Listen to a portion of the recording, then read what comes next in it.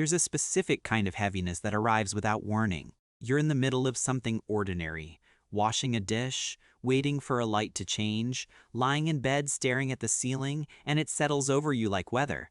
Not sadness exactly, not anger. Something quieter than both, something that doesn't have an easy word attached to it. It's the feeling of being deeply, fundamentally worn out by the simple act of being here, of being a person, of having to continue. And the strange part is that nothing catastrophic happened. No single event triggered it. You didn't lose someone. You didn't fail at something enormous. Life, by most measures, kept going the way life goes.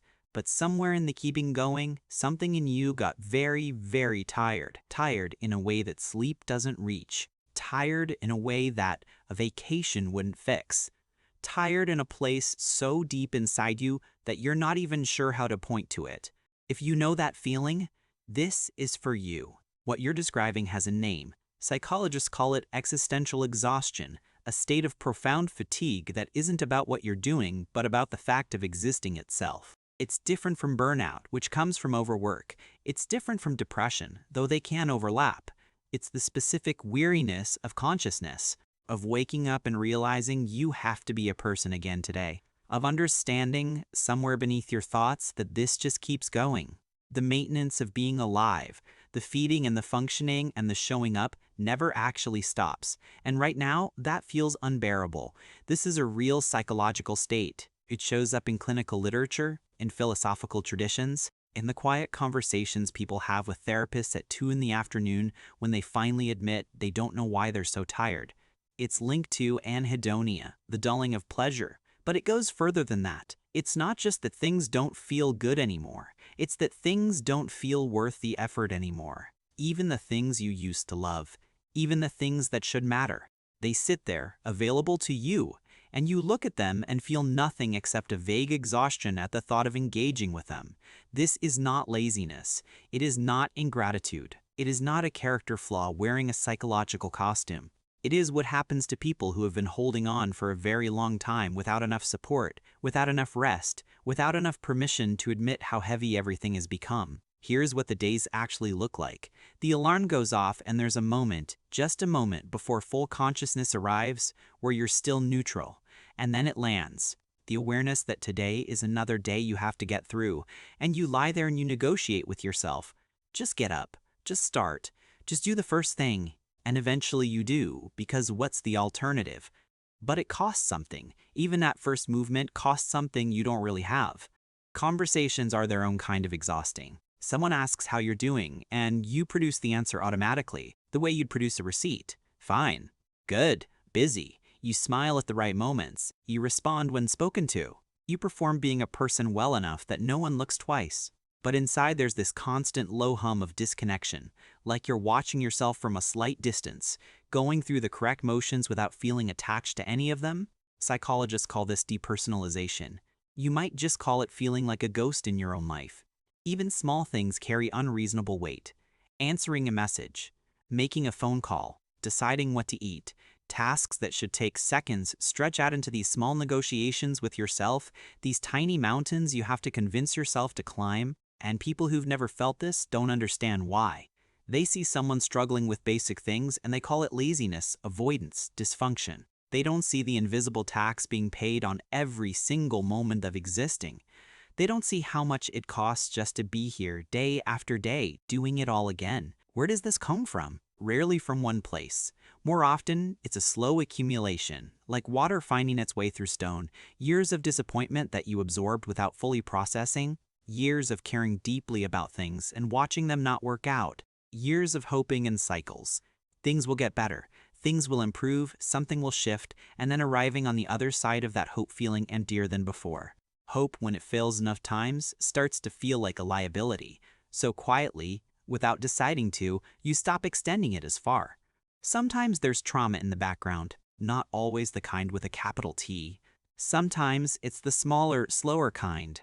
The accumulation of moments where you learned that your pain wasn't welcome, that your needs were inconvenient, that the world moves forward regardless of whether you're okay. You learn to keep up. You learn to be functional. You got very good at it. But functioning and actually living are not the same thing, and the gap between them has been quietly widening. brain chemistry plays a role too. And this matters to say because sometimes the exhaustion isn't attached to anything you can point to. Neurotransmitter systems shift. The biological machinery that produces motivation, that generates the feeling of a life being worth living, stops working the way it should. And then there's the world itself, the relentless pace, the expectation of constant productivity. The way modern life demands you perform wellness and purpose and engagement without ever really giving you space to fall apart. All of it compounds, all of it accumulates, until one day you're standing in your kitchen and you can't explain why simply existing feels like too much, but it does. The most painful part of this isn't the feeling itself. It's the isolation that surrounds it. Because you can't really say it out loud, not the real version of it. If you tell someone you're tired of existing, they panic. They hear something you might not mean. They want to hospitalize you, fix you, solve you. And so you learn to translate. You say you're stressed, you're overwhelmed, you're just a little off. And people accept those words because they're comfortable words. But the real thing stays inside, unspoken, getting heavier. So you become very good at the performance.